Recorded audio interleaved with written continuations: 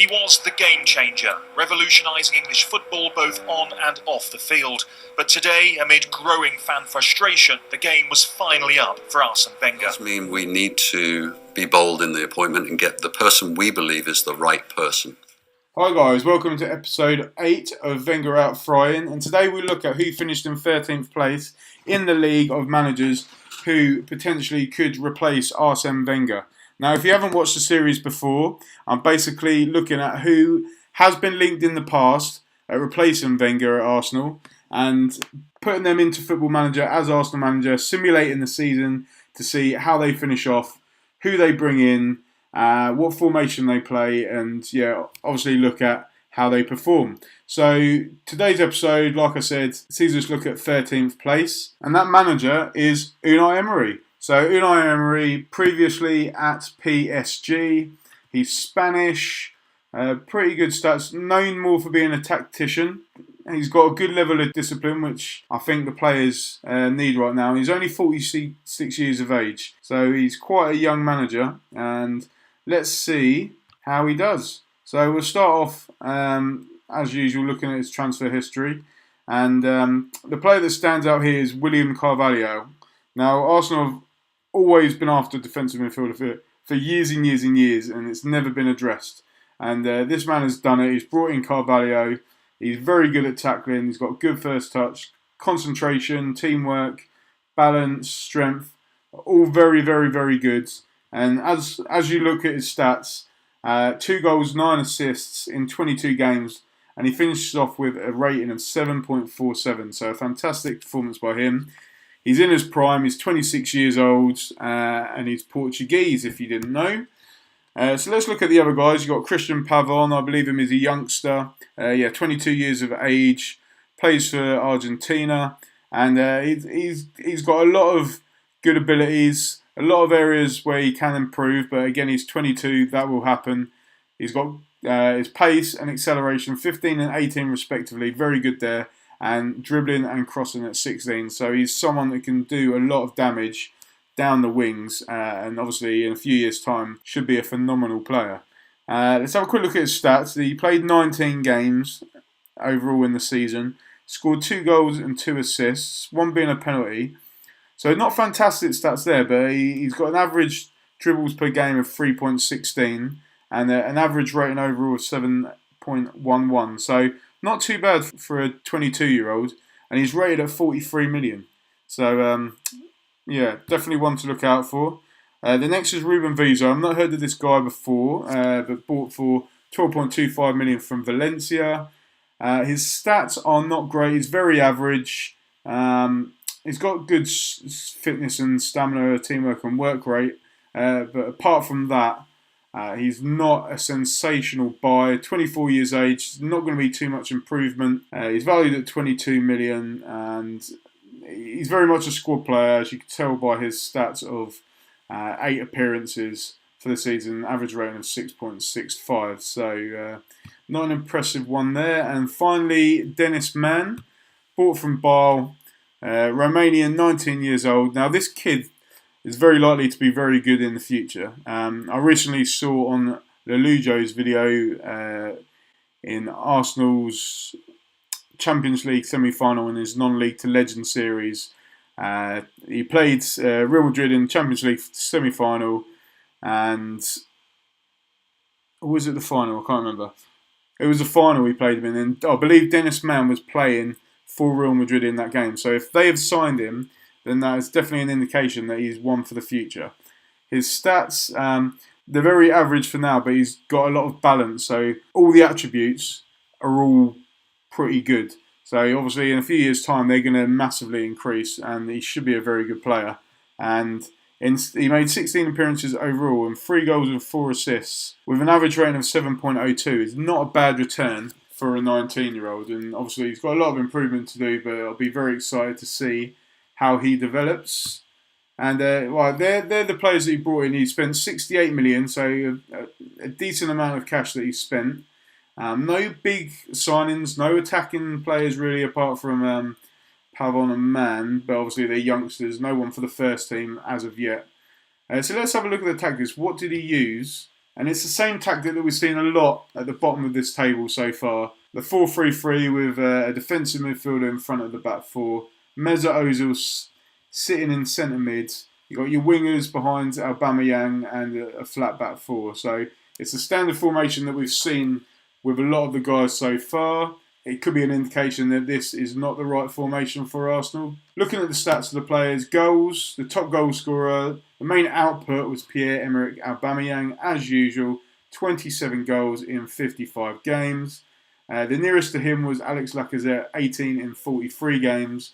But a surprise one here, Danny Welbeck, normally injury prone, very in and out of the squad because of his injuries, but he played 41 games in the season overall and a return of 16, so nearly a 1 in 2 ratio there.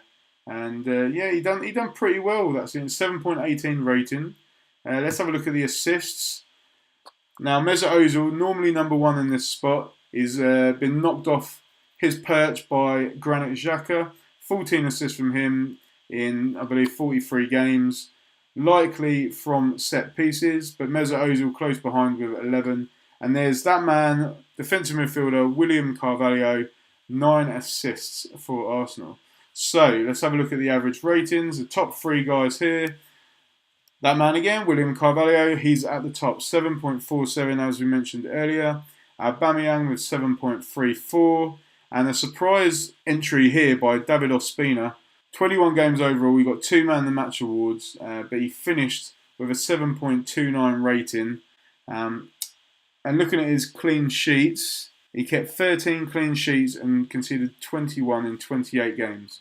So that's pretty impressive from Ospina. It must have been a solid defensive display in front of him, surprisingly, but he played well there. But bear in mind, David Ospina probably played most of the cup games, so he might have had a few easy games there. Surprisingly, Eddie Nketiah is 4th, and he is ahead of Mesut Ozil.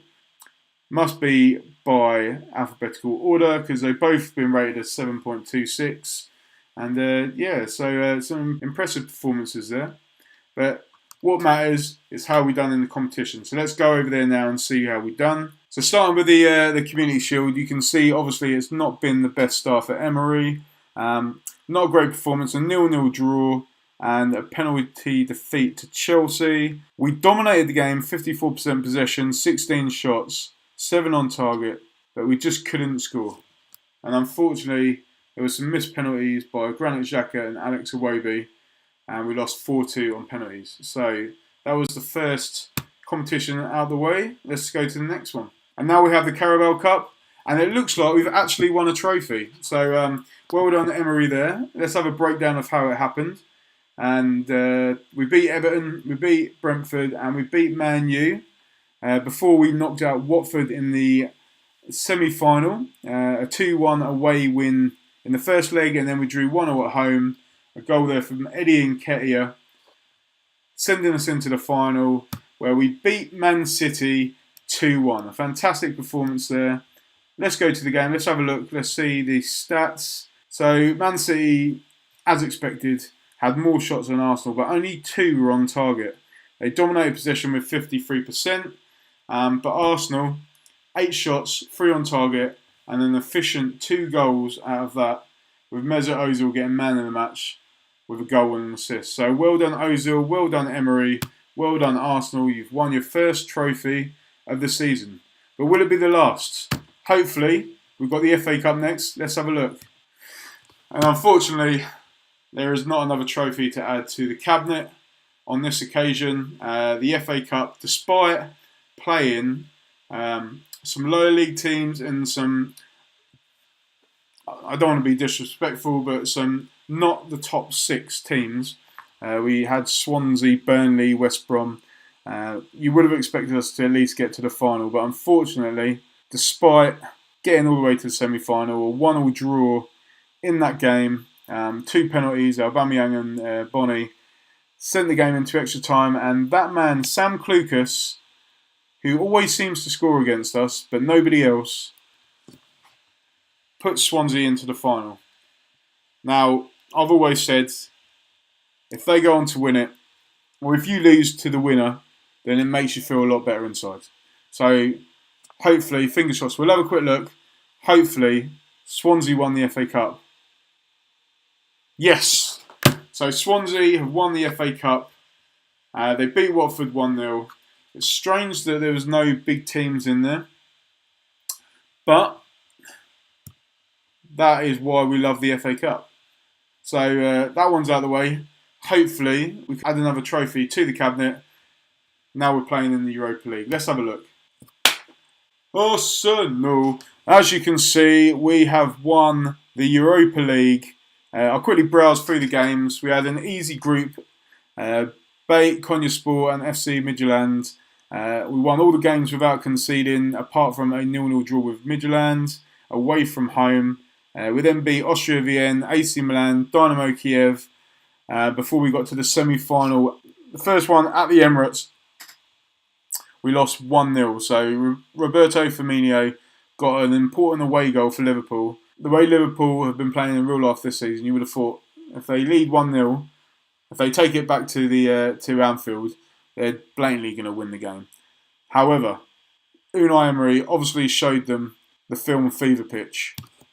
And they went on to win 3-1. Aubameyang with 2 goals, Danny Welbeck with 1, cancelling out Salah's equaliser in the 19th minute to send Arsenal into the final of the Europa Cup, where we face Chelsea and we dominate 3-0. Aubameyang again with 2, Granit Xhaka with 1.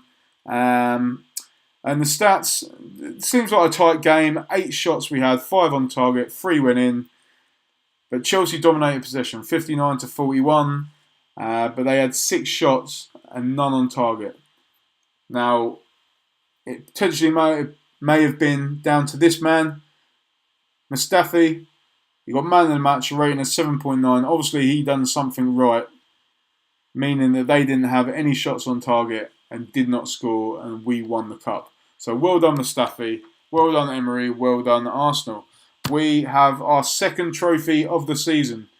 So after you get 2 trophies, you think, yeah, potentially we may do something in the league. So let's have a look.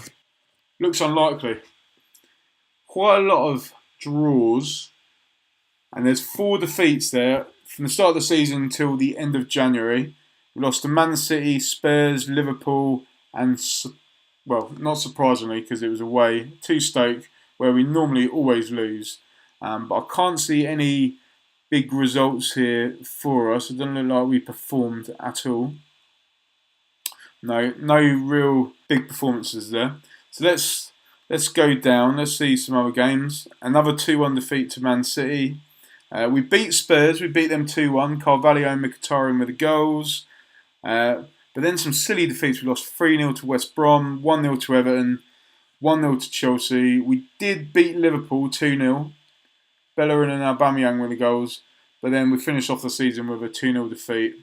And by the looks of it, looking at those results, I don't think we're going to finish the season off well. But let's have a look at the table.